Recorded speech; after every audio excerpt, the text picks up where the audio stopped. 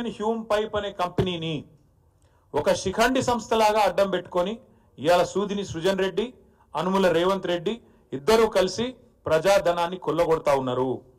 ఇదే కంపెనీ తన సొంత బావమరిది సూదిని సృజన్ రెడ్డికి సంబంధించిన శోధా కన్స్ట్రక్షన్, దాంతోపాటు ఏఎంఆర్ ఇండియా కంపెనీలతోని జాయింట్ వెంచర్ ఏర్పాటు చేసి వాళ్ళు ఈ వర్క్ వాళ్ళకు వచ్చేటట్టు మొత్తానికి ముఖ్యమంత్రి గారే స్వయంగా అధికారుల మీద ఒత్తిడి తెచ్చి ఈ కార్యక్రమాన్ని పురపాలక శాఖనే కేంద్ర బిందువుగా జరుగుతూ ఉంది.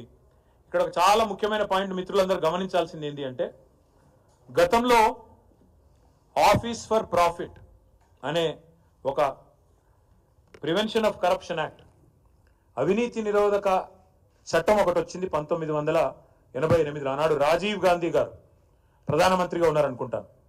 దానిలో ఒక అమెండ్మెంట్ 2018లో చేసినారు. దానిలో సెక్షన్ 7, సెక్షన్ 11, సెక్షన్ 13 మీరు దయచేసి చూసుకోవచ్చు.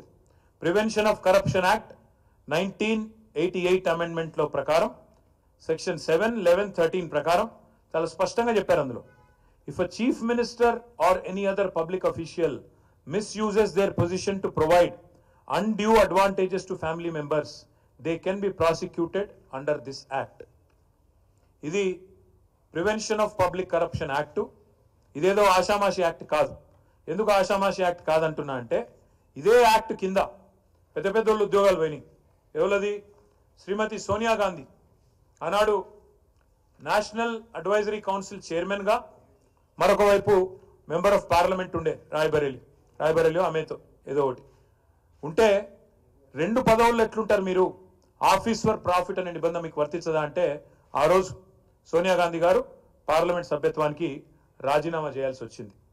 అదే మాదిరిగా లోకాయుక్త దాకా పోతే విషయము యడ్యూరప్ప గారు, కర్ణాటక ముఖ్యమంత్రి యడ్యూరప్ప గారు ఆనాడు మొత్తానికి అరెస్ట్ వారెంట్ కూడా వస్తే లోకాయుక్త కోర్టులో సరెండర్ కాక, ఎందుకంటే అక్రమ అనుమతుల విషయంలో, అక్రమ మైనింగ్ అనుమతుల విషయంలో ఇదే చట్టం, వేరే చట్టం కూడా కాదు, ప్రివెన్షన్ ఆఫ్ కరప్షన్ యాక్ట్ లో section 7, section 11, section 13. Let me read out again. If a chief minister or any other public official misuses their position to provide undue advantages to family members, they can be prosecuted under this act. అంటే ముఖ్యమంత్రి తన కుటుంబ సభ్యులకు కనుక ఆశ్రిత పక్షపాతాన్ని చూపుతూ, ఏదైతే మేము ప్రమాణ స్వీకారం చేస్తామో మంత్రులుగా ప్రమాణం చేసినప్పుడు రాగద్వేషాలకు అతీతంగా అని ప్రమాణ స్వీకారం చేస్తాం. ముఖ్యమంత్రి గారికి కుండల కొద్దీ గంపల కొద్దీ అనురాగం ఉంది బావమరిది మీద, ద్వేషమేమో మా మీద ఉంది. రాగద్వేషాల్లో అనురాగం అంతా బావమరిది గారు, బావమరిది కళ్ళల్లో ఆనందం కోసం, ఇండ్లల్లో లంకె బిందెల కోసం మొత్తానికి ఐహెచ్పి అనే సంస్థను అడ్డం పెట్టి అమృత్ టెండర్లలో ఇవాళ ఈ కార్యక్రమానికి శ్రీకారం చుట్టింది రేవంత్ రెడ్డి గారే. నేను ఇంకొక మాట కూడా చెప్తా ఉన్నా, కేవలం కర్ణాటక ముఖ్యమంత్రిగా ఉన్న ఆనాడున్న యడ్యూరప్ప గారు బీజేపీ ముఖ్యమంత్రి ఆయన, అదేవిధంగా సోనియా గాంధీ గారు స్వయంగా ఎన్ఐసి చైర్మన్, అశోక్ చవాన్ గారు మహారాష్ట్ర ముఖ్యమంత్రిగా 2010లో. అప్పుడేం జరిగింది?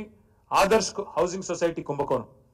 అమరుల కోసం, యుద్ధంలో అమరులైన వాళ్ళ కోసం బిల్డింగ్ కడితే తన కుటుంబ సభ్యులకు ఇచ్చుకున్నాడని చెప్పి అశోక్ చవాన్ గారి మీద ఆరోపణలు వస్తే ఆయనకు కూడా ముఖ్యమంత్రి పదవికి రాజీనామా చేయక తప్పలేదు.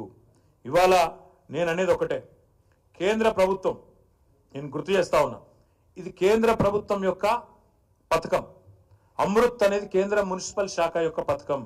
అక్కడ ఉండే urban development minister ML Khattar, అదేవిధంగా సహాయ శాఖ మంత్రి ఉన్నారు, ఆయనకు కూడా నేను ఉత్తరం రాసిన. ఏమని? ఇలా మొత్తం కుంభకోణం జరిగింది, మీ ప్రభుత్వం పంపించిన పైసలు ఇవి, దీని మీద వెంటనే మీరు పూర్తి స్థాయిలో బయటికి సమాచారం తీసుకొని దీని మీద చర్య తీసుకోండి అని కోరిన. ఇక్కడ అన్నిటికన్నా విచిత్రమైన విషయం చెప్తాను, మీరందరూ జర్నలిస్టులు, మీరు అడిగినా కూడా ఈరోజు ఈ ప్రభుత్వం ఫిబ్రవరిలో జరిగిన టెండర్లను బయట పెట్టడం లేనేలేదు. 8,888 కోట్ల రూపాయల వర్కులు ఎప్పుడు పిలిచారు, ఏ పద్ధతిని పిలిచారు, ఎట్లా ఇచ్చారు అంటే చెప్పడం లేదు. ఇది కూడా ఎట్లా బయటకు వచ్చింది? ఇది ఎట్లా బయటకు వచ్చిందంటే, ఇండియన్ హ్యూమ్ పైప్ కంపెనీ ఒక పబ్లిక్ లిస్టెడ్ కంపెనీ కాబట్టి, బాంబే స్టాక్ ఎక్స్చేంజ్లో, నేషనల్ స్టాక్ ఎక్స్చేంజ్లో లిస్ట్ అయి ఉన్న కంపెనీ కాబట్టి వాళ్ళకు ఒక వర్క్ వచ్చింది. ఆ వర్క్లో 80% ముఖ్యమంత్రి గారు బావమరిదికి దారాదత్తం చేస్తున్నామని చెప్పక తప్పని పరిస్థితుల్లో వాళ్ళు బయట పెడితే లెటర్ రాస్తే ఆ లెటర్ బయటకు వచ్చింది. ఇది ఆ లెటర్ యొక్క డీటెయిల్స్. అదేవిధంగా దాని యొక్క వివరాలు, వర్క్ వివరాలు, ఎన్ని నెలల్లో కంప్లీట్ చేయాలన్న వివరాలు, వర్క్ ఎక్కడ ఏంది అన్న వివరాలు కూడా నేను మీ ముందు పెడతా ఉన్నా. నేను ఇప్పుడు కేంద్ర ప్రభుత్వాన్ని ఒకటే అడుగుతా ఉన్నా. ఈ రాష్ట్రంలో ఇక్కడ నుంచి ఒక కేబినెట్ మంత్రి ఉన్నారు కిషన్ రెడ్డి గారు, ఒక సహాయ శాఖ మంత్రి ఉన్నారు బండి సంజయ్ గారు. ఈ రాష్ట్రంలో 8 మంది ఎంపీలు ఉన్నారు భారతీయ జనతా పార్టీకి. నేను వారిని ఒకటే అడుగుతా ఉన్నా. కాంగ్రెస్